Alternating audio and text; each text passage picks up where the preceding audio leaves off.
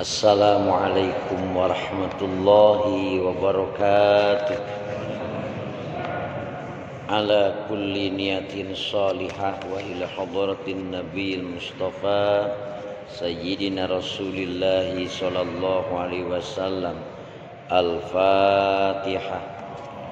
A'udzu billahi minasy syaithanir rajim. Bismillahirrahmanirrahim. Alhamdulillahi rabbil alamin arrahmanir rahim maliki yaumiddin.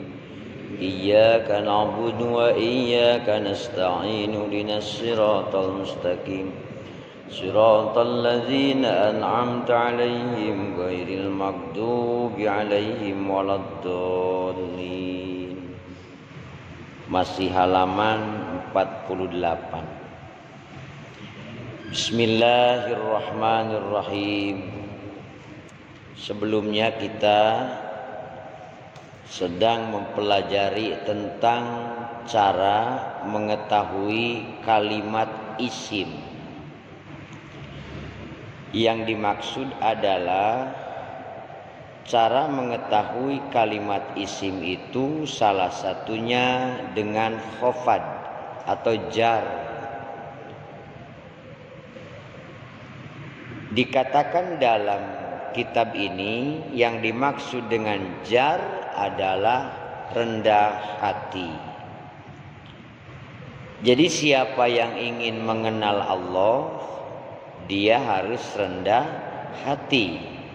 Atau ciri orang yang sudah mengenal Allah, dia adalah rendah hati.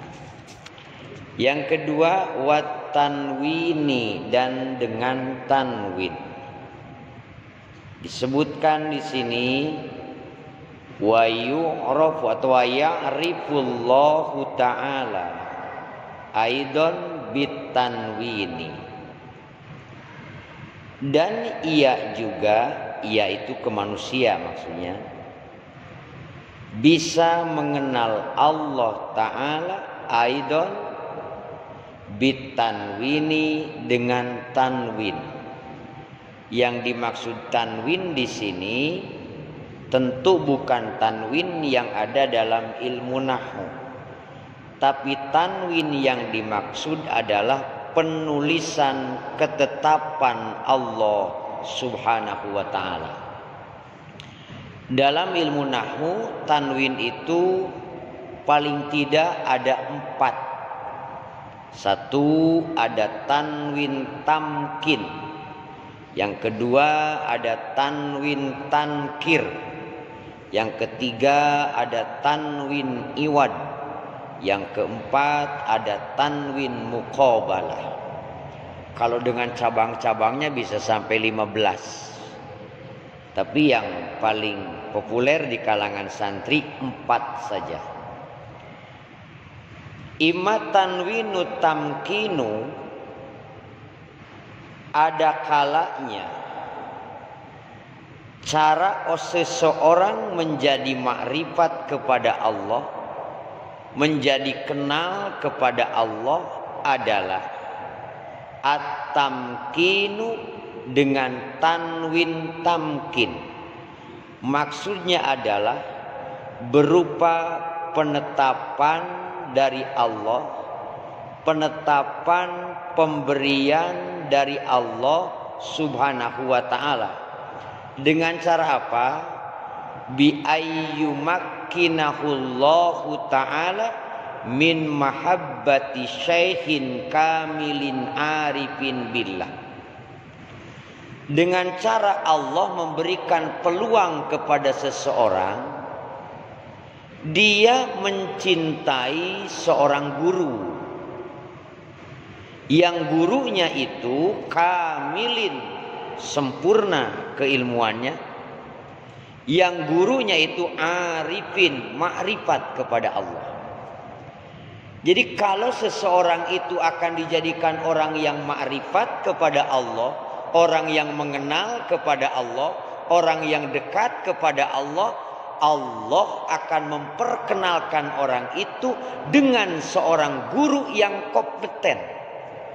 Itu dengan seorang guru yang memiliki ilmu yang cukup, dengan seorang guru yang ma'rifat kepada Allah. Itu salah satu cirinya bila seseorang akan dijadikan orang yang dekat dengan siapa? Allah. Setelah dikenalkan dengan seorang guru itu, lalu orang tersebut mencintainya kepada guru itu. Rasanya tidak mau jauh dengan guru. Guru tidur ditungguin, guru pergi pingin ikut, guru ngaji didengerin. Nah gitu, cinta kepada guru. Kemudian orang tersebut summa yumakkinnahu min khidmatihi wa suhbatihi.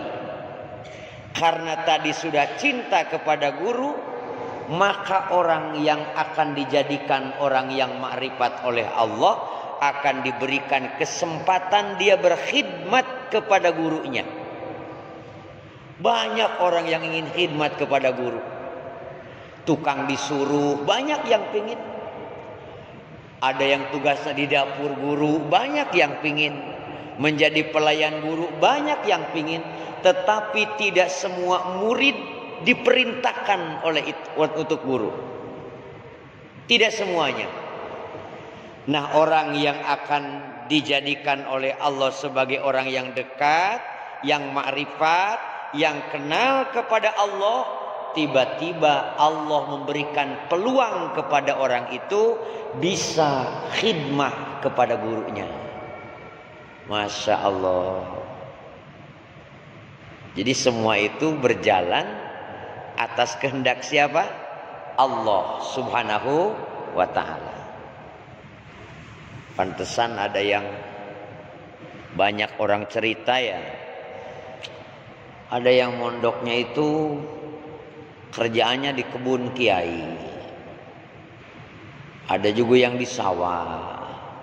Kadang-kadang waktu ngajinya itu ketinggalan.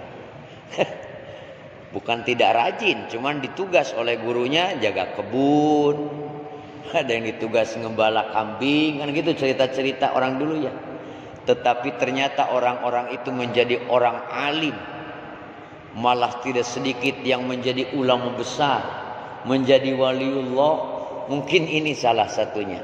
Orang yang akan dijadikan dekat dengan Allah, orang yang akan dijadikan makrifat kepada Allah, mengenal Allah Subhanahu wa ta'ala, maka Allah akan memberikan kesempatan orang tersebut mengenal seorang guru yang makrifat. Lalu dia mencintai kepada guru itu, kemudian ia berkhidmat kepada gurunya itu.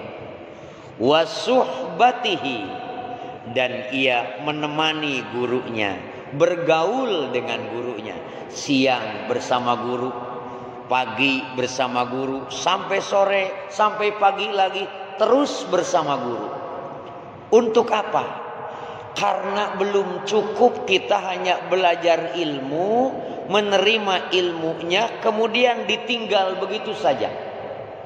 Yang terpenting selain kita menerima pelajaran dari guru adalah bimbingan. Makanya disebutnya mursyidun, memberi pelajaran sekaligus membimbing cara mempraktekannya.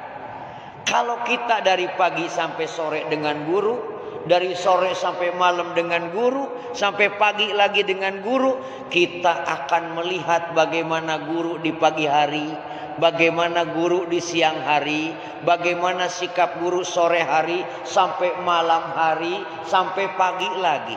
Bagaimana guru ketika ada tamu cara melayaninya, bagaimana guru ketika ada orang bertanya, bagaimana guru cara mengajar murid-muridnya, bagaimana guru cara ibadahnya. Maka kita selain menerima ilmu akan melihat perilaku guru itu.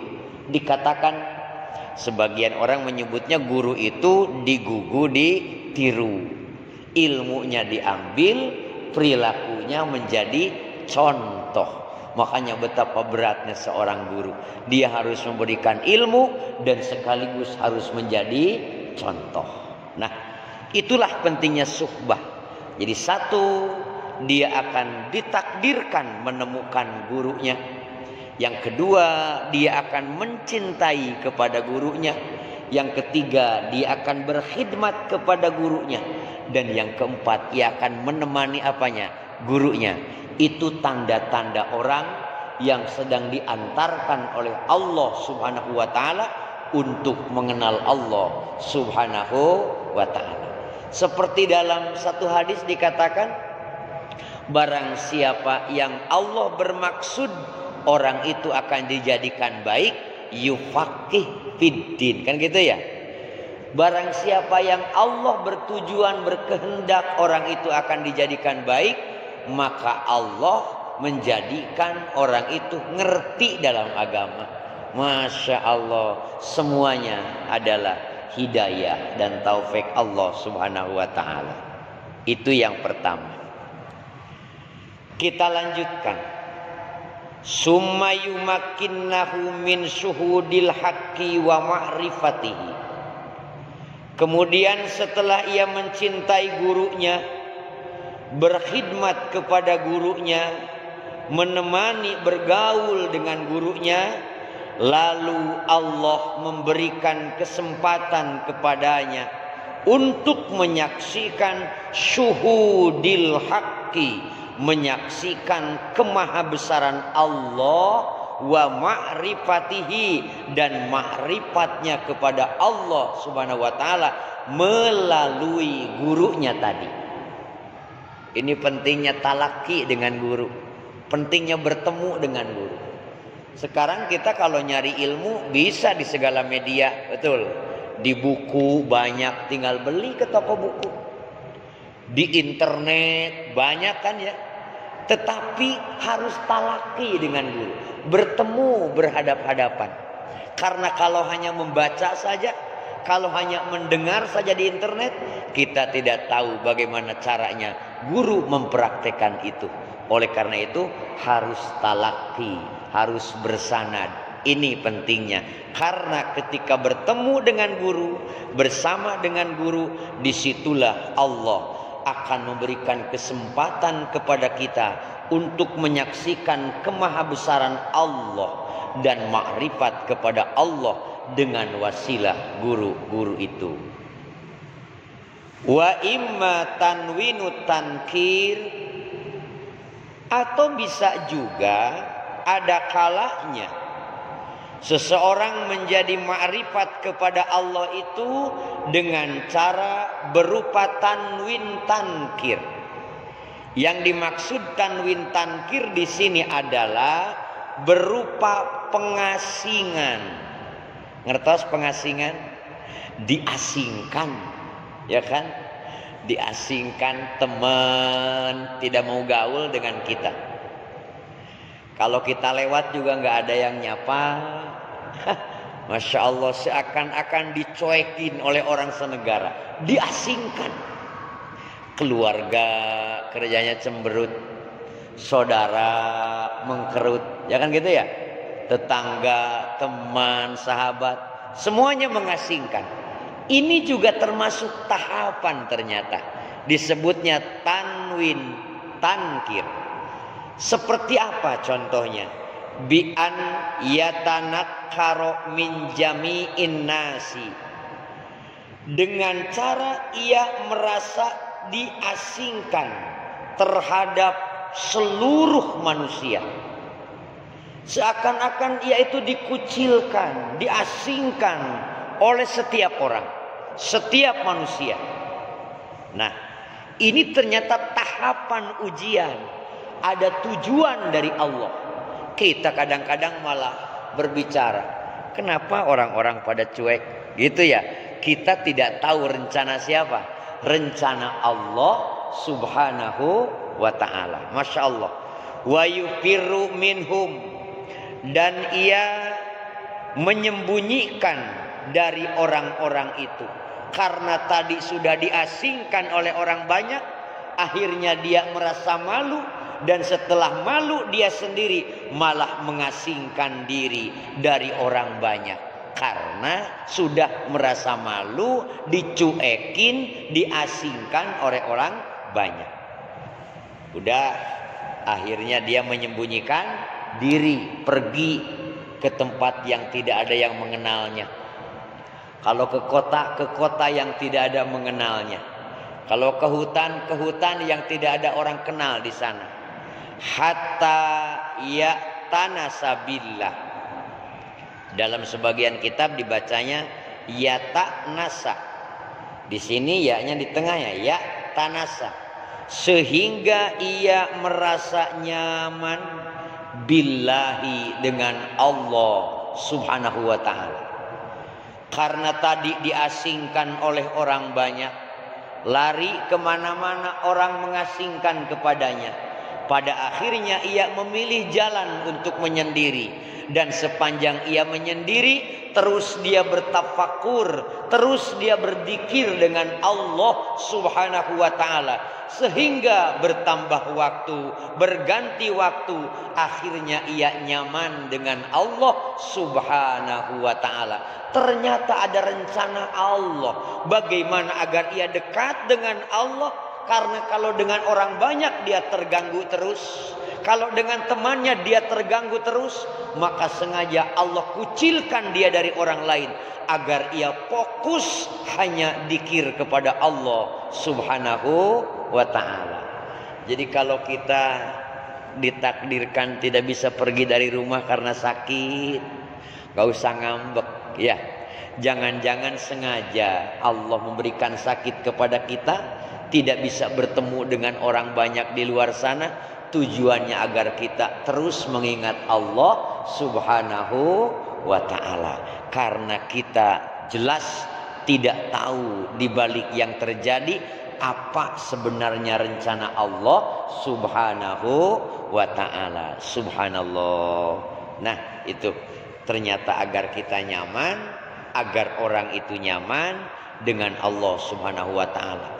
Kan kalau lagi banyak teman mah sedang dzikir diajak pergi, betul? Sedang tadarus diajak mancing. Banyak gangguan. Sengaja oleh Allah dikucilkan saja dari orang banyak agar dia fokus dengan Allah subhanahu wa ta'ala. Faqad qala ba'dus sufiyati, telah berkata sebagian ulama-ulama sufi, fi sya'ni man dakhala ma'ahum, dalam menceritakan tentang perilaku orang yang sudah masuk atau telah masuk ke alam thariqah, ke dunia thariqah. Artinya sudah masuk ke jalan menuju Allah subhanahu wa ta'ala. Ulama sufi ada yang mengatakan tanakkaro liman ta'rifah wala tata'arraf liman la ta'raf. Artinya tanakkaro liman ta'rif, merasa asinglah kamu, merasa asinglah, jangan merasa kenal dengan orang yang engkau kenal. Satu, merasa asinglah dengan orang yang kamu kenal. Yang kedua, wala tata'arraf liman la ta'raf, dan jangan memperkenalkan diri kepada orang yang tidak kenal. Nah, justru karena yang tadi, supaya kita itu fokus dengan Allah subhanahu wa ta'ala, justru kata sebagian ulama sufi harus menganggap tidak kenal dengan orang yang sudah kenal, supaya ada fokus kita dalam ibadah kepada Allah azza wa jalla. Inilah jalan orang yang sudah suluk kepada Allah subhanahu wa ta'ala. Kalau kita malah sengaja dikenal-kenalin ya, ada orang belum kenal juga memperkenalkan diri, ya kan? Malah pengen terkenal. Ya kan? Malah pengen terkenal, berpakaian gaya wali, bawa tasbih yang panjang, malah sengaja mengenalkan diri, saya ini mursyid, saya ini wali. Enggak begitu hamba Allah. Orang yang dicintai Allah justru menyembunyikan diri, bukan malah mendeklarasikan diri. Wa fil hikami, dan dalam kitab hikam dijelaskan oleh Syekh Ibnu Athaillah As-Sakandari, mahma auhashaka min khalqihi fa'lam annahu arada ayyunisaka bihi. Kata Imam Ibnu Athaillah As-Sakandari, mahma ausaka, manakala kamu telah merasa asing min khalqihi, dari makhluk Allah, fa'lam, ketahuilah, annahu, sesungguhnya Allah arada, berkehendak, ayyunisaka bihi, agar engkau nyaman bersama Allah. Ini dalam kitab Hikam.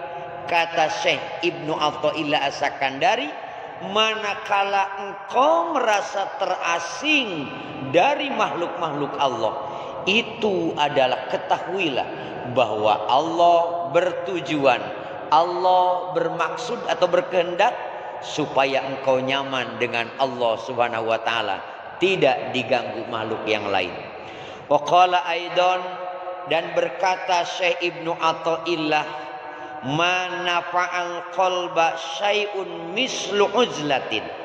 Kata Syekh Ibnu Athaillah, ma nafa'a, tidak ada yang berguna, al qalba, terhadap hati, apa? Syai'un, sesuatu pun, mislu uzlatin, yang setara dengan ujlah.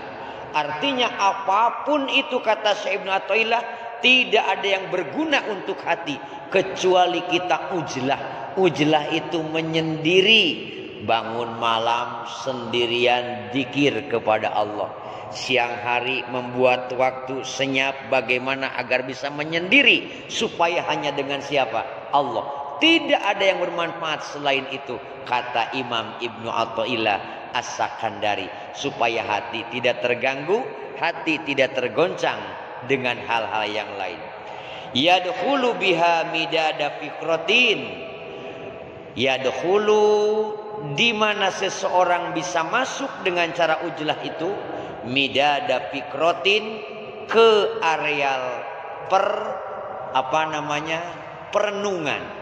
Apabila orang sudah ujlah, maka dalam ujlahnya itu dia akan masuk ke wilayah perenungan, akan masuk ke wilayah tafakur, berpikir tentang makhluk-makhluk Allah, sehingga dia mengenal Allah Subhanahu wa taala.